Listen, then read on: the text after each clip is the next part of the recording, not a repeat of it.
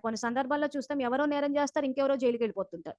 So, ఎవరో నేరం చేస్తే ఇంకెవరో జైలుకెందుకెళ్ళిపోతున్నారనంటే, అంతకన్నా ముందు జన్మలో వీళ్ళు చట్టాల్ని తప్పించుకున్నారు కాబట్టి, ఈ జన్మలో పట్టేసి. అది ఏంటంటే మనం ఏ జన్మకి ఆ జన్మ చూసేటప్పుడు అయ్యో! అతను చేస్తే ఇతనెళ్ళడం ఏంటా అనిపిస్తది.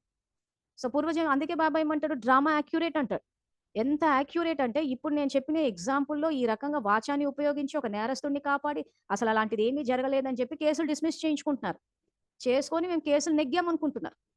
కానీ యాక్చువల్‌గా నెగ్గలేదు. ఎందుకంటే దేశం యొక్క చట్టాలని ఈ రకంగా మార్చి అబద్ధాలు చెప్పి నెగ్గారు. సో, అప్పుడేమవుతది ఈ జన్మలో భారతదేశం యొక్క చట్టాల ప్రకారం శిక్ష పడలేదు కాబట్టి, వచ్చే జన్మలో ఎట్లా ఉంటదంటే ఎవరో చేస్తే ఈళ్ళు పోతూ ఉంటారు. సో, దానివల్ల మనకు చూస్తే కొంచెం మెస్సీ టైప్‌గా అనిపిస్తది. ఏంటబ్బా! వీడు చేయనేలేదు, వీడెందుకెళ్ళాడు, వాడు చేసాడు గానీ వాడు అక్కడే ఉండిపోయాడు అని అనిపిస్తది గానీ, వీళ్ళ పూర్వజన్మలు చూస్తే కరెక్ట్‌గా సీక్వెన్స్ వస్తది మనకి. సో, ఇప్పుడు ఈ లెక్కన తప్పు చేయకపోయినా వెళ్తున్నారు జైలుకి, శిక్షలు అనుభవిస్తున్నారంటే వాడెక్కడో తప్పించుకున్నాడు కాబట్టి.